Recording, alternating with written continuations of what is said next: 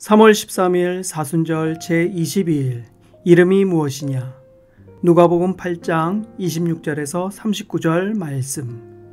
그들이 갈릴리 맞은편 거라사인의 땅에 이르러 예수께서 육지에 내리심에 그 도시 사람으로서 귀신 들린 자 하나가 예수를 만나니 그 사람은 오래 옷을 입지 아니하며 집에 거하지도 아니하고 무덤 사이에 거하는 자라. 예수를 보고 부르짖으며 그 앞에 엎드려 큰 소리로 불러 이르되 지극히 높으신 하나님의 아들 예수여, 당신이 나와 무슨 상관이 있나이까?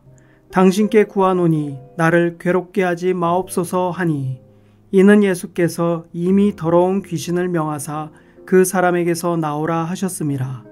귀신이 가끔 그 사람을 붙잡음으로 그를 쇠사슬과 고랑에 매어 지켰으되 그 맨 것을 끊고 귀신에게 몰려 광야로 나갔더라. 예수께서 내 이름이 무엇이냐 물으신즉 이르되 군대라 하니 이는 많은 귀신이 들렸음이라. 무적행으로 들어가라 하지 마시기를 간구하더니 마침 그곳에 많은 돼지떼가 산에서 먹고 있는지라 귀신들이 그 돼지떼에게로 들어가게 허락하심을 간구하니 이에 허락하시니 귀신들이 그 사람에게서 나와 돼지에게로 들어가니 그때가 비탈로 내리다라 호수에 들어가 몰사하거늘 치던 자들이 그 이루어진 일을 보고 도망하여 성내와 마을에 알리니 사람들이 그 이루어진 일을 보러 나와서 예수께 이르러 귀신 나간 사람이 옷을 입고 정신이 온전하여 예수의 발치에 앉아있는 것을 보고 두려워하거늘 귀신 들렸던 자가 어떻게 구원받았는지를 본 자들이 그들에게 이르매 거라사인의 땅 근방 모든 백성이 크게 두려워하여 예수께 떠나가시기를 구하더라.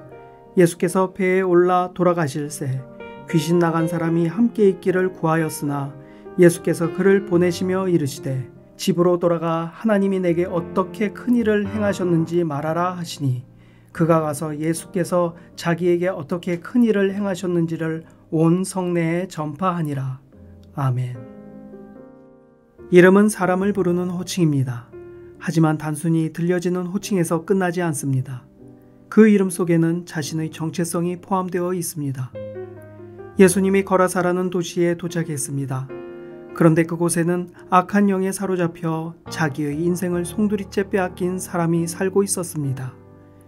그는 본래의 자신, 즉 하나님이 원하시는 모습으로 살지 못했습니다. 옷을 제대로 입지 못했고 집에 거하기보다는 오히려 무덤 사이에서 지내는 것이 편했습니다. 가끔 악한 영이 그를 강력하게 지배할 때면 그는 발작을 하는데 그럴 때면 그는 묶고 있던 쇠사슬과 쇠고랑도 끊어버리고 귀신에게 몰려 광야로 끌려다녔습니다. 예수님은 그를 사로잡고 있는 악한 영들에게 그 남자에게서 나오라고 명하셨습니다. 그리고 묻습니다. 내 이름이 무엇이냐? 사실 그 남자의 본질은 군대라는 귀신이 아닙니다. 하지만 그는 군대라는 귀신에 사로잡혀 있고 지배당하고 있습니다. 그리고 군대 귀신에게 끌려다니는 삶을 살고 있었습니다.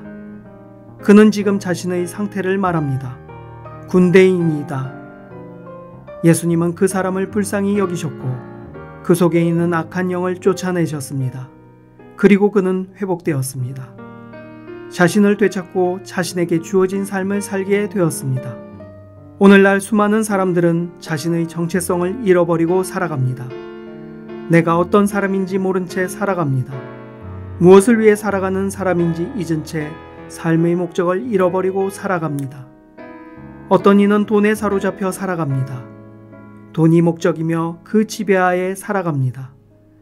그래서 집보다는 무덤 같은 죽음과 어두움이 있는 곳에 숨어 살며 그곳이 오히려 편하다는 착각 속에 빠져 살아갑니다.